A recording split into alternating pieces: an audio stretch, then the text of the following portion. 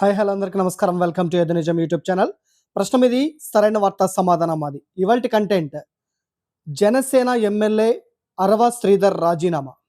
గత 3 నెలల నుండి రాజకీయాలలో పెను సంచలనం సృష్టించినటువంటి హర్షవీణ మరియు కడప జిల్లా రైల్వే కోడూరు నియోజకవర్గ శాసనసభ సభ్యులు అరవ శ్రీధర్ యొక్క ఎపిసోడ్ అనేక మలుపులు తిరిగిన అనంతరం ఈ విషయాన్ని ఎంతో సీరియస్గా పరిగణించినటువంటి జనసేన పార్టీ అధినేత పవన్ కళ్యాణ్ గారు త్రిసభ్య కమిటీని నియమించినటువంటి సందర్భంలో ఈ రోజున త్రిసభ్య కమిటీ ఇచ్చినటువంటి రిపోర్ట్ ఆధారం మేరకు ఇవాళ జనసేన అధినేత పవన్ కళ్యాణ్ గారిని కలిసి రైల్వే కోడూరు ఎమ్మెల్యే అరవ శ్రీధర్ గారు ఈ రోజున ప్రభుత్వ విప్ పదవికి రాజీనామా చేసినట్లు ప్రకటించారు.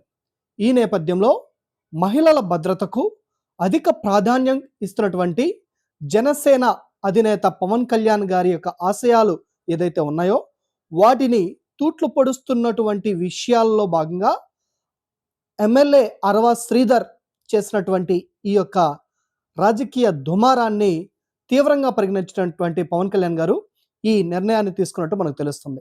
మరి ఇదే కోవాలో చెందినటువంటి వైఎస్ఆర్సిపి ఎమ్మెల్సీ అనంతబాబు గారు 2019 నుంచి 24 మధ్యలో అధికారంలో ఉన్నటువంటి వైఎస్ఆర్ కాంగ్రెస్ పార్టీ తరుణంలో దళితుడైనటువంటి సుబ్రహ్మణ్యం డ్రైవర్ని చంపినప్పుడు మరి ఏ విధమైనటువంటి చర్యలు ఆ పార్టీ ఈ అనంతబాబు ఎమ్మెల్సీ మీద తీసుకుంది, మరి ఇప్పటికీ కోర్టుల చుట్టూ తిరుగుతూ రిమాండ్లో ఉన్నటువంటి ఎమ్మెల్సీ అనంతబాబు పట్ల ఏ విధమైనటువంటి చర్యలు వైఎస్ఆర్ కాంగ్రెస్ పార్టీ తీసుకుంటుంది అనేటువంటి విషయాన్ని రాజకీయ వర్గాల్లో జోరుగా చర్చ జరుగుతూ ఉంది.